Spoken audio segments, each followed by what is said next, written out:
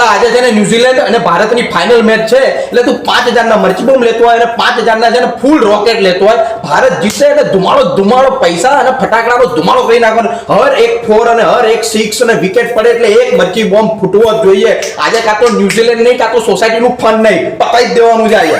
એ chairman આ શેની તૈયારીઓ ચાલે છે? અરે તમને ખબર નહીં આજે ભારત અને ન્યુઝીલેન્ડની મેચ છે, ફાઇનલ મેચ છે. આપણે સાહેબને આપણે શ્રી નરેન્દ્ર મોદી સ્ટેડિયમમાં આપણે રાખી, એ લોકોએ રાખી છે. આ પણ મેચ તો ત્યાં છે ને, અહીંયા શેની તૈયારીઓ કરો છો? હા કાકા, પણ આપણે તૈયારી તો કરવી પડે ને અહીંયા મેચ જોવાની. આ જે બગીચો છે ને આપણે પ્રોજેક્ટર મૂકવાનું છે, ત્યાં બધા ભેગા મળીને મેચ જોવા. આવા ટી-શર્ટ અને ઝંડા મંગાવે છે અને ફટાકડા પુષ્કળ મંગાવી દે, પથારી ફેરી નાખવાની છે. આ કરો નોળિયા, એ કરો હવે સોસાયટી ફંડ માંથી કરો બધું. ફટાકડા ફોડો ને એટલે એનો અવાજ ના આવવો જોઈએ. 10મા 12મા વાળાની પરીક્ષા ચાલે છે, બોમ્બ નો અવાજ તો આવવો જ ના જોઈએ મને. અરે તો હું મરચી બોમ્બના મોઢા ઉપર હાથ રાખી દઉં, અવાજ ના આવે એટલે બોમ્બ છે ફૂટે તો અવાજ તો આવશે ને કાકા. શું તો કાચમાં લવિંગિયા લાય, ફૂલકણી મંગાય. છે ને કાકા, તમારા દર વખતનું છે આ મેચમાં. અમારે ખુશી નહીં બતાવવાની, અમારે શું આમ દેશભક્તિ નહીં બતાવવાની અમારી. તો દેશભક્તિ હું ખાલી મેચ હોય ત્યારે જ બતાવવાની હોય? સિગ્નલ ઉપર તું કેટલી વખત પૈસા ખવડાવીને ગયો છો, ત્યારે દેશભક્તિ યાદ નહીં? સરકારી કચેરીમાં કેટલી વખત પૈસા આપીને કામ કરાયા છે, ત્યારે તને દેશભક્તિ યાદ નહીં?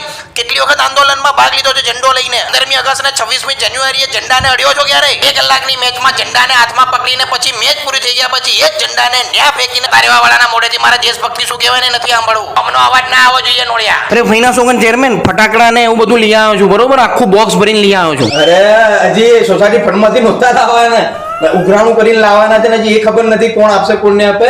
પાછા આપે. આ પૈસા કોણ આપશે? અરે પણ આના પૈસા તો અપાઈ ગયા છે. હે, પૈસા અપાઈ ગયા? કોણે આપ્યા? લાખા કાકાએ આપ્યા ફટાકડાના પૈસા તો. લાખા? મને ખબર જ નથી, ગંગાધર જ શક્તિમાન છે કાકા. વાહ કાકા વાહ.